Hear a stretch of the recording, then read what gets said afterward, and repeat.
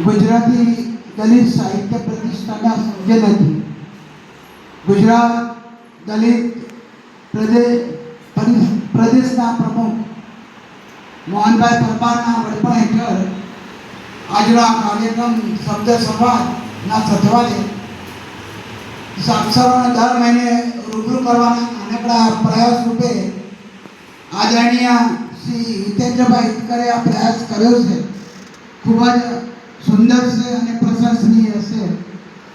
આજના આ કાર્યક્રમમાં પધારેલા સર્વશ્રી મહેન્દ્રભાઈ યાજ્ઞિક ચિત્રકાર, આ સંસ્થાના ઉપપ્રમુખ શ્રી બાબુભાઈ કે પાટણકર, નગીનચંદ્ર ડોડિયા પ્રખ્યાત કવિ અને વિવેચક, રમેશભાઈ પરમાર તંત્રી પાવનશ્રી, બાબુભાઈ નાયક અને ધર્મભાઈ શ્રીમાળી સર્વશ્રી આજનું અધ્યક્ષ પદ જેના માથે હતું એવા મોહનભાઈ પરમારને પણ આપણે યાદ કરીશું.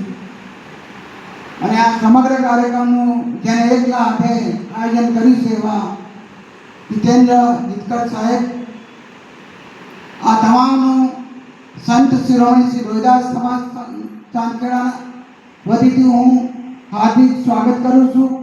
અને આ કાર્યક્રમનો જે ટાઈમ છે 1 થી 3 છે, એટલે આપણે ગુજરાતમાં 1 થી 3 નો ટાઈમ મીઠી નિંદર લેવાનો છે.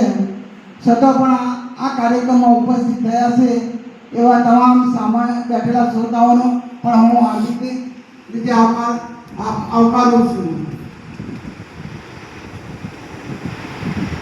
સૌપ્રથમ વાત કરીએ તો આજનું ગુજરાત સમાચાર એની રવિ પૂર્તિ છે.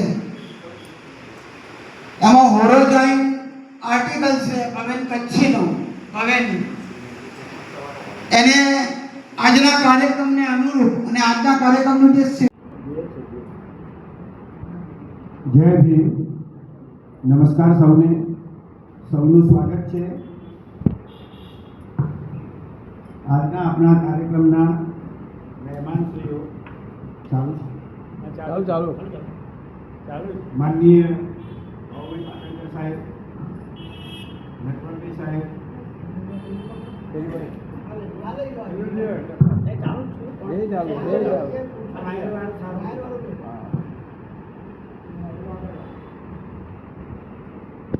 ગણેશભાઈ ચૌહાણ સાહેબ, આજના કાર્યક્રમના અધ્યક્ષશ્રી, આજના શબ્દ સંવાદના બે સાહિત્યકારો, વાર્તાકાર અને નવલકથાકાર શ્રી ધર્માભાઈ શ્રીમાળી સાહેબ, અમારા મિત્ર અને ખૂબ જ જાણીતા કવિ શ્રી બાબુભાઈ નાયક સાહેબ, અને અત્રે ઉપસ્થિત લગભગ પરિચિત ચહેરાઓ છે, પણ હું તમને ખાસ એટલા માટે કહું છું કે આ મોબાઈલના કારણે અને કવિતાના કારણે ગણેશભાઈ ચૌહાણ સાહેબનો સંપર્ક થયો.